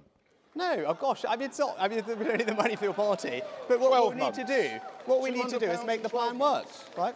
So... OK. Will Priti Patel be Home Secretary? It's not right for me to comment on people's jobs. Would you wish to retain her service? Again, that wouldn't be right for me to comment on anyone's jobs. I mean, that's a bizarre thing to ask, right? What I can say is... It's not a bizarre thing to ask. It is. It actually is. I mean, it really is. I think that's not the right thing. I don't know why it's bizarre to ask you. No, it is. It's not appropriate. It's definitely not appropriate. But I'd say, look, I've got enormous... I've been a colleague of Priti's for the time I've been in government, and she's done a terrific job under very difficult circumstances, and I've got nothing but admiration for her.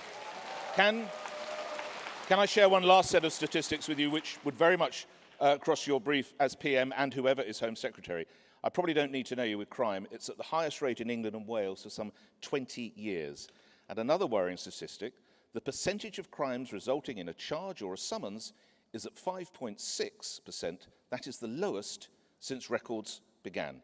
In London, you can't even wear a smart watch without fear you'll be robbed. What would you do?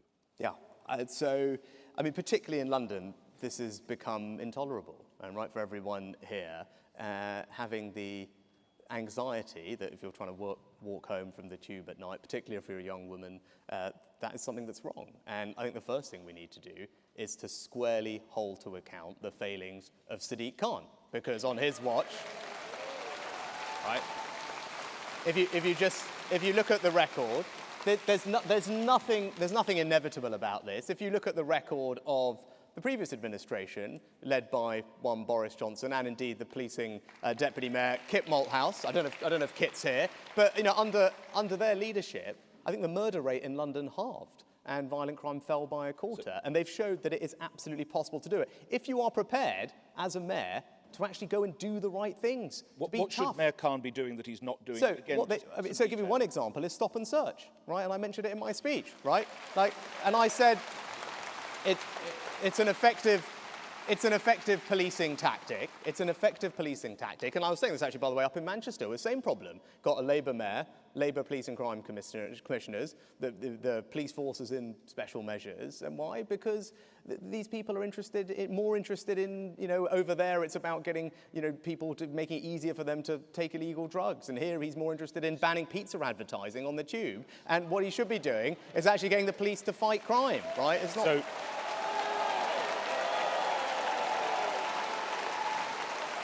There is a school of thought that the mayor should be relieved of responsibility for policing. That is to say, the commissioner reports directly to the Home Secretary, who would report to the PM. So the mayor is as.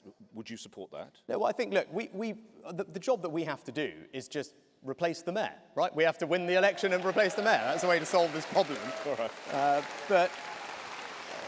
Look, we can play our part in central government as well, right? And one of the things I want to look at is sentencing. And the reason is actually, and if you look at it, actually people may not know this, but over half of all the convictions in our country are caused by just a very small number of criminals. Less than 9% of criminals account for over half of our convictions. These career criminals, on average, have 19 convictions. 19. Now, I've said, we are a compassionate party. We believe in giving people a second chance, maybe even a third chance, but not a 19th chance. Okay. So we do need to look at sentencing for those career criminals. Lastly on policing, can I can I just suggest you make it sound a little bit simple by just changing the mayor? The Met is in special measures, as you'll be aware. That is how poorly the Met is performing. It's not as simple as a change of mayor, is it? Well, I mean, ultimately, he is responsible for policing alongside the Met and accountable for that in the capital. So I'm highly confident if we get a Conservative mayor in and change it, because the last time we had a Conservative mayor in London, what happened? Crime fell, murder rates fell. That's what you get with a Conservative government and a Conservative mayor. Let's talk about, we move away from London to central government. While you and Ms Truss have been touring the country, you might be aware that the Labour Party have picked up a 13-point lead currently.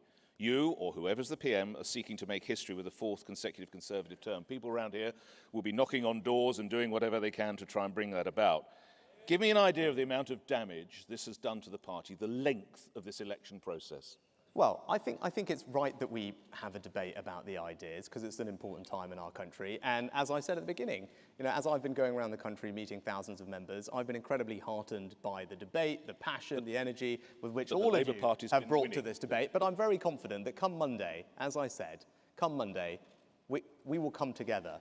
And we will get focused on serving the country and taking the fight to Sadiq Khan and Keir Starmer, because that's the opposition, and that's what we're going to be united in doing. Would you, I think it's a final question from me, Mr Sunak, would you as Prime Minister, would you seek a conversation with whoever you could at the 1922 committee never to allow a leadership to go this election to go this long again? Well, I think there might be some support in the room. Yeah. Well, not if we cut it before we got to this point, Nick. That wouldn't have been good. No, look, I think it's absolutely right that we reflect on the process when it's finished as a party, and I'm sure that's something that both 1922 and the chairman will want to do, because we should always learn the lessons on it. I think actually probably everyone in the room will have a reflection on the TV debates, and actually is there a way we could have done those differently or better? And I think that's something that I would also urge the party to have a look at. All right, I have actually been advised I do have a well, I think that's been addressed before, but thank you. That was a comment about Boris Johnson. Now let's go on to another one. You have given an interview for The Spectator where you said you were concerned that there was too much almost bullying during the COVID period or process, which has support. To which Dominic Cummings responded, you, Mr Sunak, are talking dangerous rubbish, and your interview reads like a man whose epically bad campaign has melted his brain and he's about to quit politics. What would you like to say, or send him a note if he can read it, what would you like to say to Mr Cummings? Well, I think that will deal with all the people who thought he was secretly running my campaign at the beginning, so...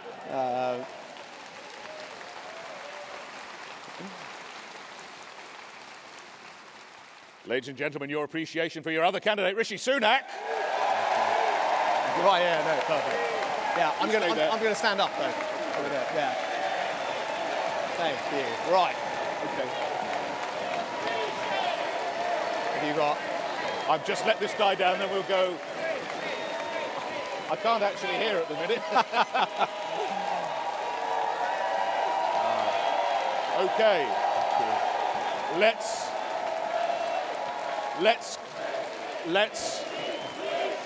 Thank you. All Thank you. Right. Okay. Right. I'm gonna. Let's go to our first question. Our first question, Mr. Sunak. I think is it Saroop, sir? Madam Saroop in Westminster? Where are you? Someone waving up there. Yes. Is that they're waving at you? Go ahead. Oh yes, they are. The chap in the white vest. Yes. Your question. Hi, Saroop. Hello, sir. I had the pleasure to meet you, Rishi, twice in the last week and a half, now 3 times. My question is about, and I think this is something that distinguishes you in this race, it's about ethics and integrity. Now, I would say I quite like Boris, but I think it was a little bit hard done by. But I think the issue of ethics and integrity partially brought down the last administration. So my question is, how will you ensure that your government is the beacon of integrity and ethics? Yeah.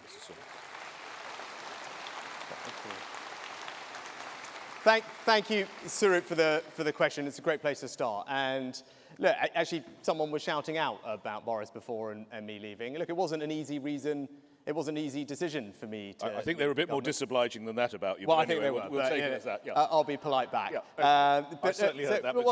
It wasn't an easy decision for me to make. It was a sad decision, but ultimately, as well as our differences on the economy, I found the government was on the wrong side of an ethical issue that I personally couldn't defend, and that's why I left. And actually, as it turned out,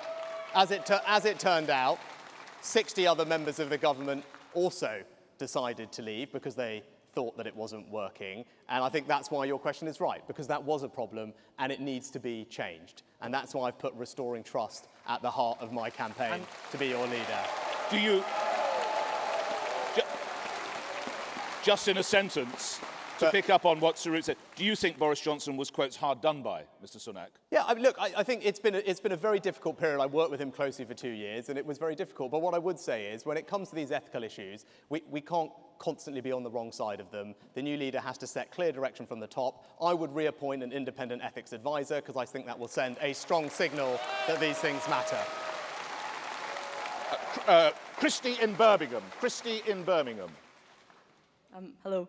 I'd like to Hi, ask, Christy. what is the greatest sacrifice that you've made to reach the position that you're in now? Wow. Perhaps how this shows your suitability to be Prime Minister. Yeah. Thank you.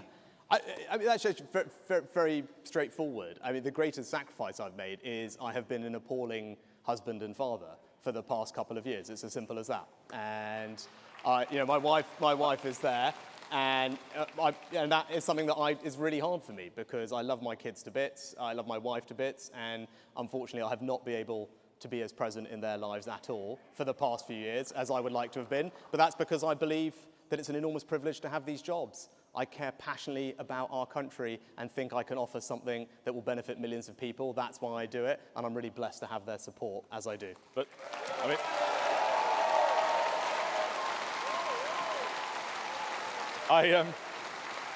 candidly, if you're PM, it's not going to get a lot better for a few years, No, gosh, it's not. No, but I said this is great privilege. That's why I'm here. It. OK, all right. I think it's Ahmed. Is it here, sir? Blue shirt.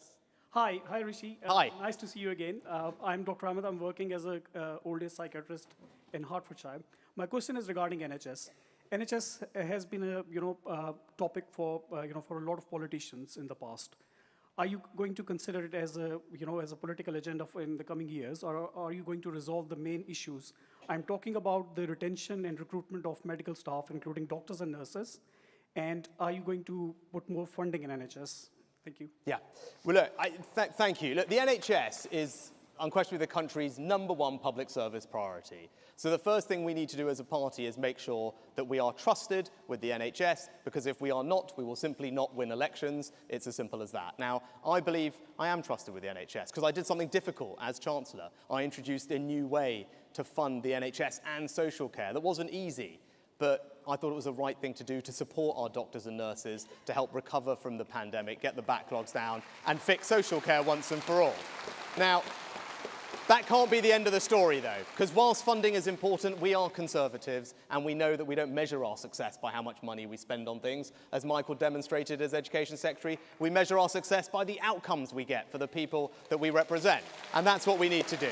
So whether it's my plan to tackle the issue of missed appointments, because that will save us money and get the backlogs down, and that's being tough and different, whether it's changing how we do elective surgery in this country, how we do community diagnostic scanning, whether we change bad leadership in the NHS and call it out and replace it with good leadership, we need to be radical because we need better healthcare and we need lower taxes, and that's what we'll need to do to deliver it. And it just occurs to me, Mr. Sunak, for some of my listeners, for some of the party members, your idea of missed appointments, just briefly remind people what that is. It's if you don't turn up, I understand, you get fined. So it's simple. Last year in the NHS, 15 million appointments were missed. 15 million. Not just at our GP surgeries, but in our hospitals too. That's not right. It's depriving people of the care. It's not valuing our doctors and nurses' time properly. And yes, I want to charge for that. Not because I want to make money from it, but because I want to change the culture in this country so that's not as acceptable. And Nick, the beauty is, because if we can do that, if we move to a system where people cancel them in advance, we've freed up all this extra healthcare capacity, and no one's had to pay an extra pound of taxes, and we can get people treated quicker. But it's the example of something radical and bold that we haven't tried, that we're going to need to try if we want to actually grip this problem. What would...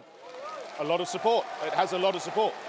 What would the level of fine be, Mr. Sunak? Yeah, I mean, I've said £10, but we should just look at it, because the evidence is... But I can't get the hospital to answer the phone to tell them I can't go over my bunion. They won't... I don't know if you've ever tried to ring a hospital. Yeah. It's quite a business. Yeah, no, and of course we should have a system that makes it work. But all the evidence is It will clear. need a system, won't it? Yes, it will. But you know what? This is the thing. When you try something new, there'll be all these people who say, oh, gosh, you can't be that tough on people. No, there's always a good excuse. Or there'll be people who say, well, how will you ever get it to work? It's too complicated. You know what? We set up the furlough scheme in a matter of weeks, and it saved 10 million jobs. I'm confident we can get this done. I know you are a considerable fitness aficionado. When did you last need the NHS? Well, did I last need it? Well, actually, I mean, not to talk about it, my father was brilliantly treated by my local hospital just last week, and the Friarage in North Yorkshire in North Allerton. So I just want to pay tribute and thanks to all the massive amount of staff at the Minor Injuries Unit who looked after him then. Nigel, you're on the next question. Nigel, go ahead, sir. Mr. Sunak, the unity of the United Kingdom must be a key point for the Prime Minister. Seeing the riot that the SNP runs in Parliament and the amazing statements that come from their leader in Edinburgh, how will you suppress Nicola Sturgeon? Yes. Thank you, Michael. Look, it's an excellent question. So look, I think when it comes to Scotland, there's probably three things I would say to all of you that I would do as Prime Minister. I think the first is we need to more actively demonstrate the benefit of the United Kingdom government in Scotland. And that's something that we started doing, actually, with Michael and I worked together with Alistair Jack to demonstrate that the UK government was investing in Scottish communities for the first time, and it's changed the conversation. And at the same time, we get to call out the failures of Nicola Sturgeon's leadership, whether it comes to their schools or their hospitals. They're not performing as well as they should. So that's the first thing we need to do. The second thing is to remember, when it comes to the union in Scotland, who are we speaking to? Well, we're not just speaking to ourselves. We're not just speaking to Conservatives, right? We need to talk to all the other people in Scotland who don't vote Conservative but are unionists. So we need to have a leader who can speak to them, and I believe I can. And the third thing...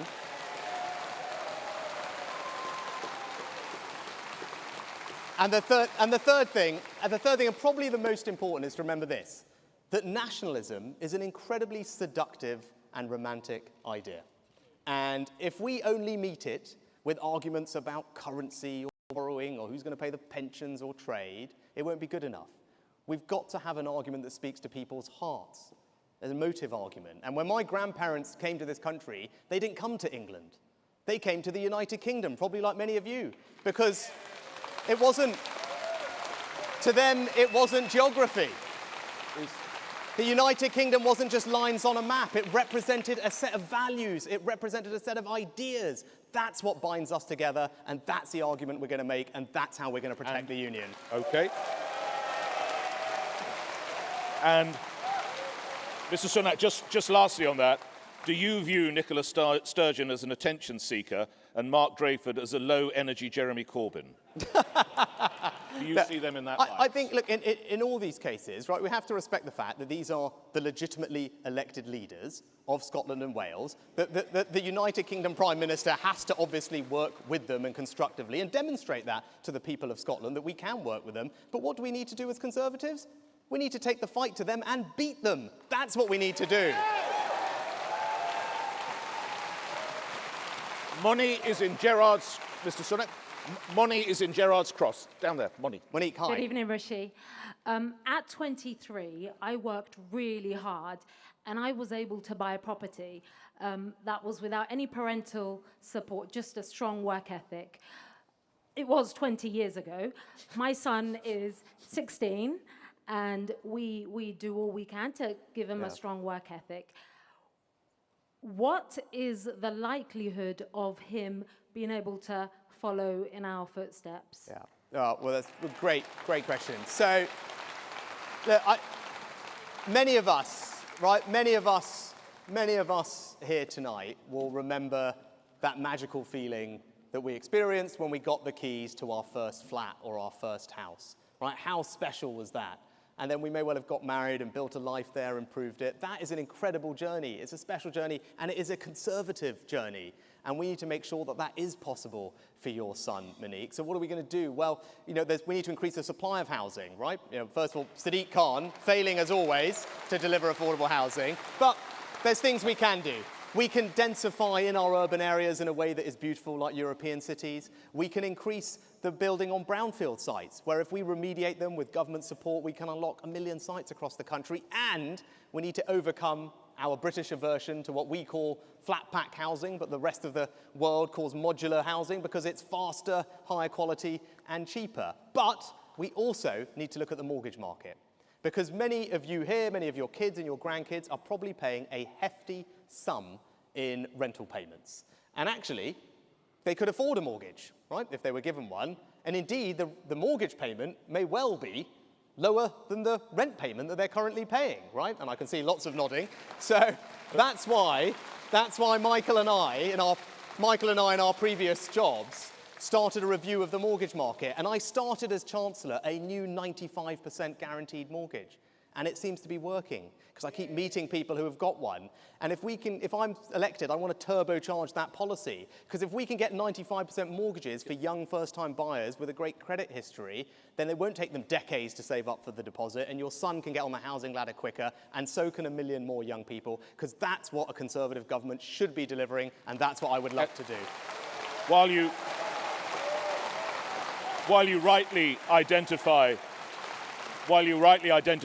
Mayor Khan's woeful record of house building, the Conservatives haven't hit their target year after year either, have they? How would you address that? Well, actually, the record over the last few years has been some of the highest rates of house building that we've. I'm confident that Monique's son and many others can experience the feeling that we all did. And you'll hit those targets you set, those building targets that you set.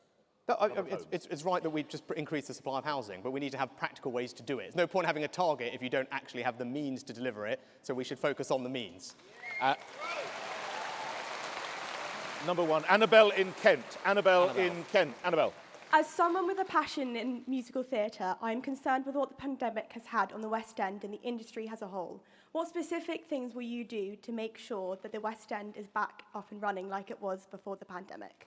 Yeah, right. Thank you, Annabelle.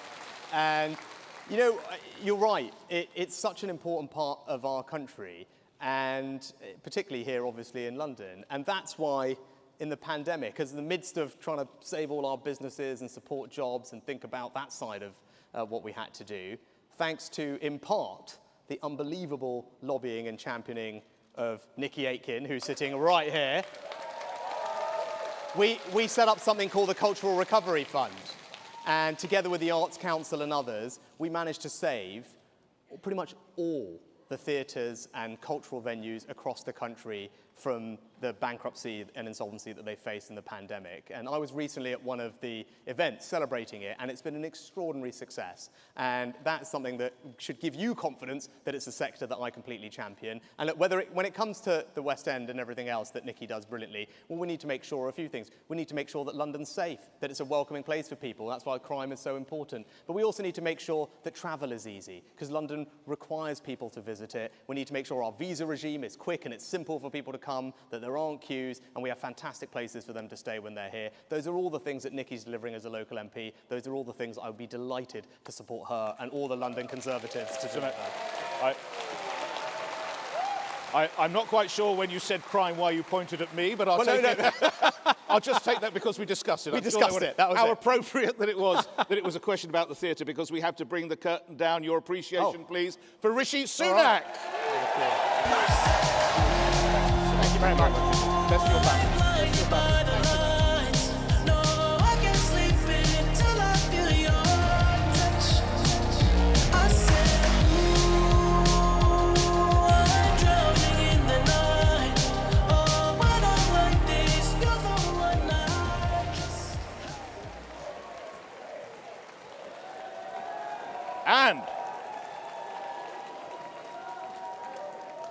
And my job is all but done, save to tell you that this, of course, will be being discussed on LBC Now. I'm with you tomorrow morning, of course, from 7 to discuss it. If you've enjoyed me, I'm Nick Ferrari. If I'm not, I'm Vanessa Feltz. Could I please ask your appreciation for your party chairman, Andrew Stevenson, and thank you.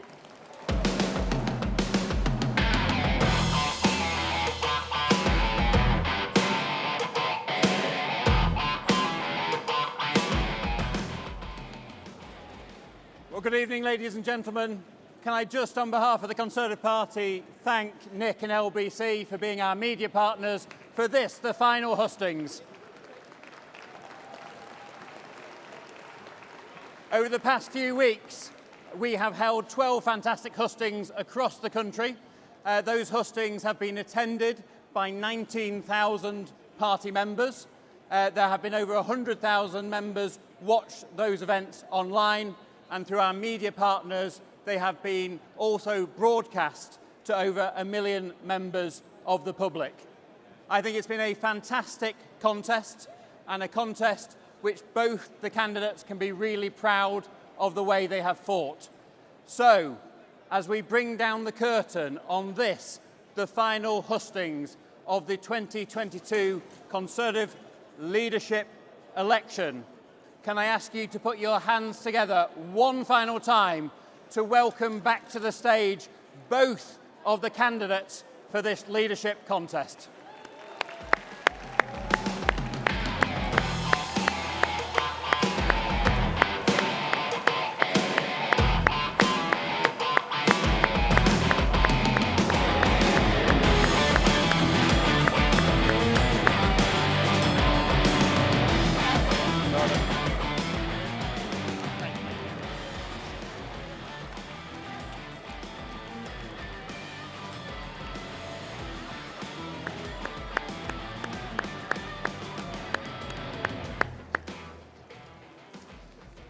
Thank you, Wembley.